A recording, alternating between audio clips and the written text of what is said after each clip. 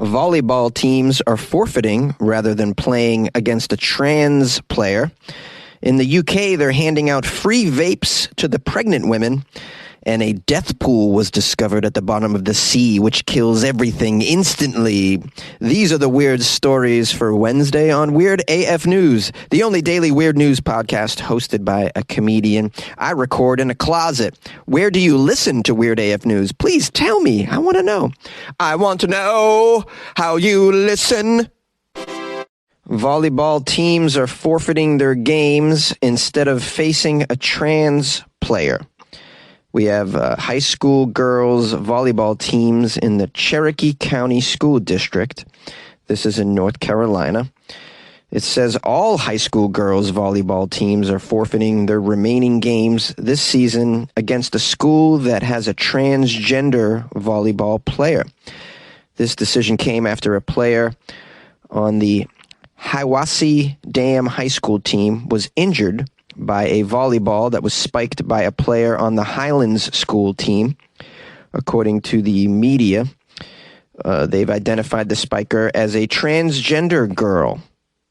And this is apparently a big deal because they actually had a Board of Education meeting in Cherokee County about it, within which they called the player, quote, a biological male. There was much public comment at the meeting as well. Wow, they had a whole Board of Education meeting about this. Girls volleyball must be very important in this area of the world.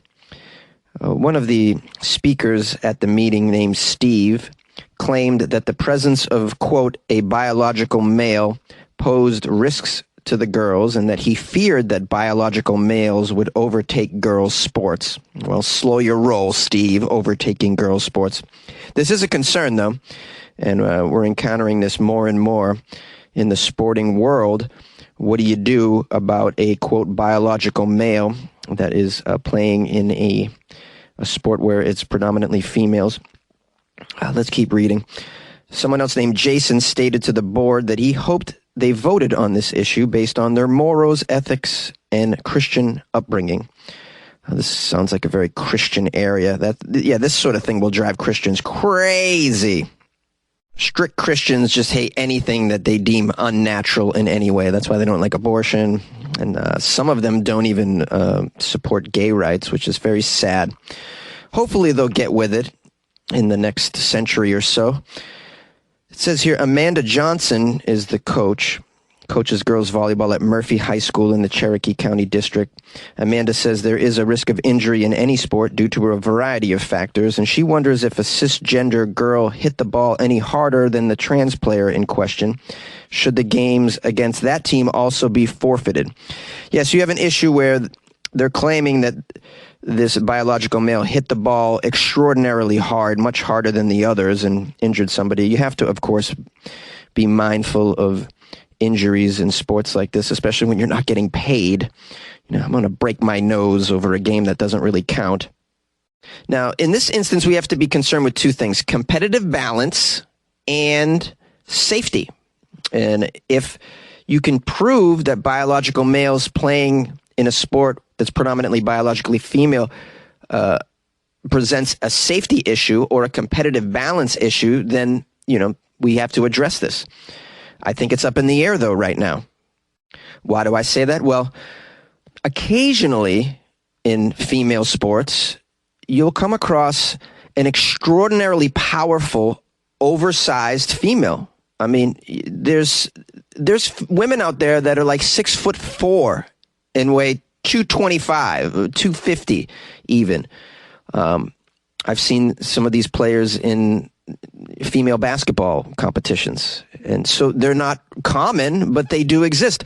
Are they more common than a biological male transitioning that's competing? I don't know. But in an instance where you would get one of those extraordinarily strong and large, beefy females, you know, they're obviously going to hit the ball a lot harder than the others and could cause injury. And they're a biological female. So this is a nightmare situation. We have another volleyball coach here named Jordan. She says her team had played against Hiwassee Dam and their trans player as well. She said that none of her players wanted to forfeit the games. She says they stress how It's important to teach inclusion and acceptance in their schools, and they shouldn't make a decision to not play a team based on sex. Well, that's nice and all that you want to be inclusive, but I think that's also falling short of the bigger picture here. We can be all inclusive and love everyone till the cows come home, but if players are being hurt because of it, then something needs to be done. Now, I'm not saying players are being hurt because of it. I'm just saying if it's determined, then, all your acceptance and inclusion is out the window because safety comes first.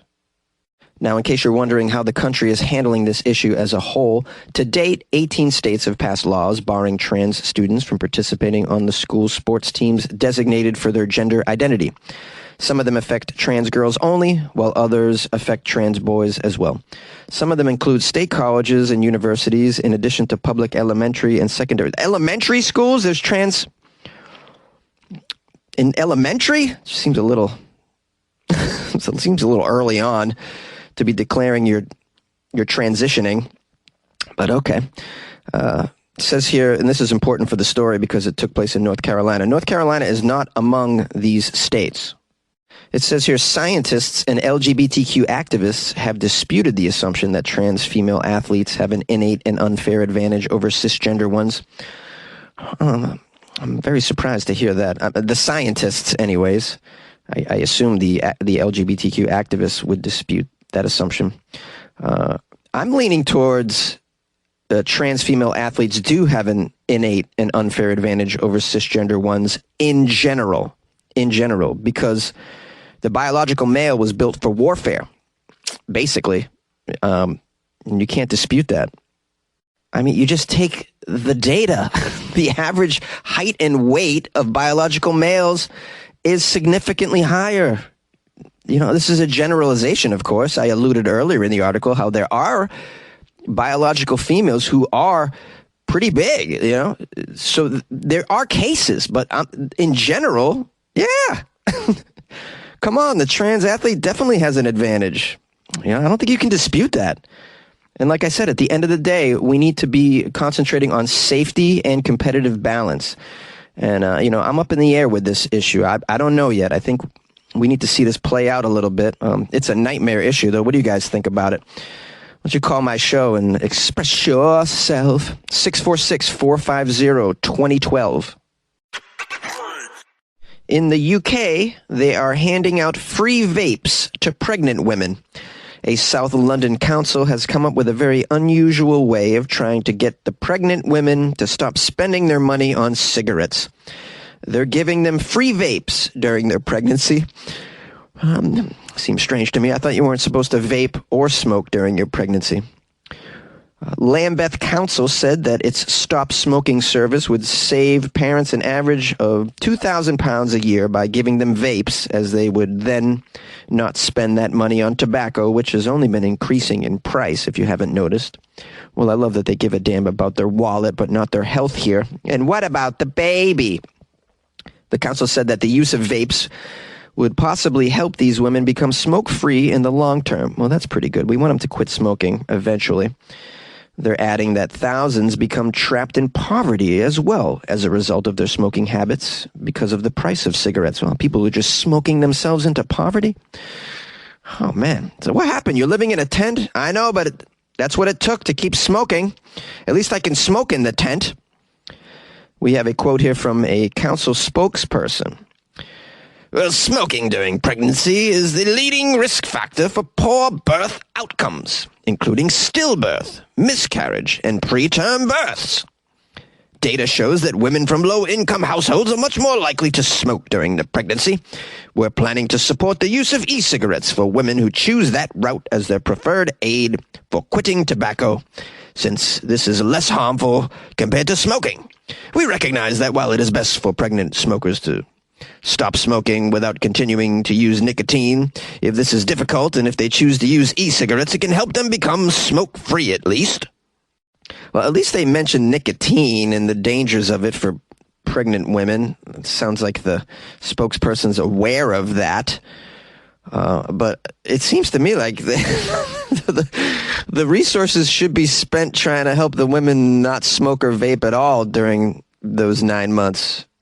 You know? Well, maybe I'm a little off, but that's just... we have the National Health Service in the UK stressing that little research has been conducted in the safety of vapes during pregnancy. Yeah, but haven't we done research into the safety of vapes on just humans overall? I mean, I'd imagine you could throw the fetus in there along with that data. I mean, from my understanding, the chemicals in vapes are no bueno. I mean, there's a reason why Juul was shut down, am I right? They're saying that if you're going to smoke during pregnancy, it's preferred that you use patches or gum instead. But there's got to be the effects of nicotine on the fetus. You got to go cold turkey, man, with your prego. You do. My mom totally went cold turkey with the smoking when she was pregnant with me, thankfully. Now, of course, I never grew anyways, but I think it could have been worse if she was smoking when she was pregnant. It says here, according to the NHS National Health website, it is not known whether the vapor is harmful to a baby in pregnancy. It's not known. I mean, I don't have any degrees in the area of health, but I'm pretty sure it's not good for the baby to be vaping during pregnancy. I'm pretty sure. The NHS website also says if you're pregnant, licensed NRT products such as patches and gum are the recommended options. But you're still dosing your baby with nicotine, so how is that recommended as well? Everything affects the baby, man. I saw this video of a fetus, and the mom ate kale, and the baby made a yuck face, which is totally understandable because kale tastes like absolute dog shit. The fetus made a face to ew, what is that? Everything goes into the baby, man. How this NHS website, I don't know if I trust it. Then again, I think I need to have some perspective with this. This is the UK after all, where pints and smoking is their lifestyle. All day, every day. So, of course, they're going to look at vaping and a patch as the healthy way to go. Mainstream news got you stressed? Maybe you live in Florida. Life can be overwhelming, everyone, and stressful symptoms can include lack of motivation, feeling helpless, and even tired all the time. Maybe you're burned out. In those times, it's very important to talk to a professional who could help determine what's causing all the stress in your life. BetterHelp is a customized online therapy that offers video, phone, and live chat-only therapy sessions. It's more affordable than in-person therapy, and you can be matched with a therapist in under 48 hours. Weird AF News listeners get 10% off their first month at betterhelp.com/weirdaf. That's betterhelp.com/weirdaf. And good luck with your health, and good luck with your life, man. A death pool was discovered at the bottom of the ocean. It's the sound of science. If you weren't already scared of the sea, you probably will be after hearing about this. It's called a death pool. This death pool has been discovered at the bottom of the Red Sea. It instantly kills everything that swims inside it. Happy Halloween! Have a nice swim! This pool was found by the University of Miami researchers, and it measures a whopping 107,000 square feet. This is a very large death pool. You don't want to run into this while you're snorkeling. It's a long way down, it says. It was discovered 1.1 miles beneath the surface of the inlet of the Indian Ocean found between Africa and Asia. They're saying that it has been there for an awfully long time as well. The pools are thought to have been formed from pockets of minerals which were deposited up to 23 million years ago. Now, why is this death pool so deathly? Well, for one, it contains no oxygen whatsoever. Instead of oxygen, it's filled with brine, and the salt solution is deadly to most things that enter it. We have a quote from a researcher named Sam Purkis. Any animal that strays into the brine is immediately stunned or even killed. This death pool is among the most extreme environments on Earth. I'm going to be the death pool for Halloween this season. Now, just before you think this death pool is completely useless, it's actually used by some creatures for food. Fish, shrimp, and eels appear to use this to hunt. The predators position themselves on the peripheries of the death pool in order to feed on the unlucky creatures that die after swimming into it. Oh, this is kind of like the La Brea tar pits situation where the animals get stuck in it, and then other animals come over and kill and eat them, and then they get stuck in it. Next thing you know, you just got a giant death pool filled with carcasses. Disgusting. Says here, while it's not the first brine-filled pool under the sea discovered by scientists in the Red Sea, it is actually the closest to land. It can be found just 1.25 miles off the coast of Egypt. The previous closest death pool was more than 15 miles from the land. Well, so I guess you got to be careful if you're scuba diving over in the Red Sea. You want to avoid the death pools. I'm sure you can find it on your GPS, the death pool. There's multiple death pools in the world, unfortunately. They'll probably discover more before we're dead. Just adding to the already dangerous atmosphere that we find ourselves embedded in at the moment. You know, we have flesh-eating bacteria in Florida, and we have death pools in various seas as well. Just be very careful, guys, and make sure you have some trusty insurance if you can get it. Yay! You like podcasts? You're listening to my podcast. Maybe you thought to yourself, I'd like to make a podcast. Too difficult. No, not with Anchor.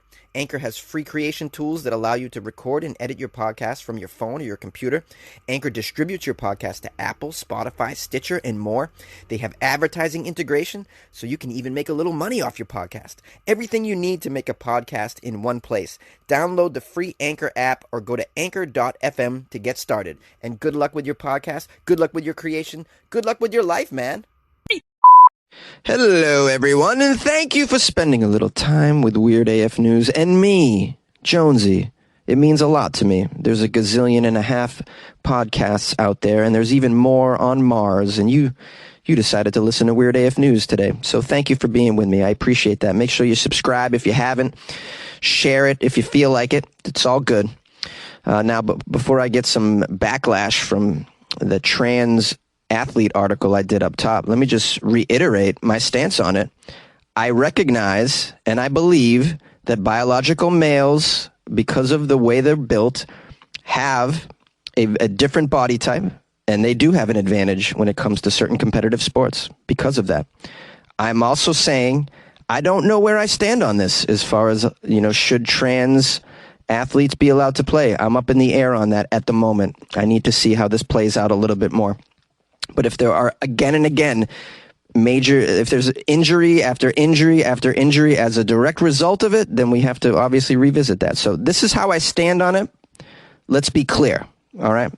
I want to give thanks and praise to Kevin Bourne, who is someone on YouTube who gave me a nice little comment on my Florida Friday video. Wrote, "Love your show, bro. Florida Fridays is the best. Keep it up, Jonesy." Thank you, Kevin. Keep it up. Keep listening on YouTube if you can, and writing positive comments that make me feel all warm and fuzzy. We have an email from Julianne from Valparaiso, Indiana. Valparaiso, that sounds awesome. What goes on over there? Julianne wrote, "I stumbled across your little ray of weirdness this morning. After listening, I placed it smack dab in the middle of world news and science info in my podcast lineup. A welcomed reprieve full of humor and odd information I didn't know I wanted to hear. Thanks for the smiles, Julianne." Isn't that a lovely email? I wake up to an email like that and I'm like, today's going to be awesome. Thank you so much, Julianne, for your support and for checking out Weird AF News and for placing me smack dab in the middle of your other news. I find that Weird AF News is nice to put usually at the end of mainstream news, because you listen to the mainstream news and you get angry and you maybe get sad or concerned, and then maybe you take out all your cash out of the bank and buy gold bars and stuff them under your mattress, that kind of thing. And then you listen to Weird AF News and you're like, oh my God, I learned a little something. The world is pretty weird, man. It's crazy. I'm definitely not going to swim in the death pool. All right, you learn a little bit. Maybe you laugh a little bit. So I find that it's nice to add to your lineup of news podcasts, is what I'm saying. It took me forever to get to that, but please bear with me. Well, before I sign off, I just want to let you know, sign off? Where did that come from? What does that even mean? Before I go, I just want to say, if you would like to support the show, please go to weirdafnews.com and click on Buy Jonesy a Coffee, or click on the Patreon banner that I put there and support the show if you can. If not, it's all good, man. Tell a friend. That doesn't cost a damn thing.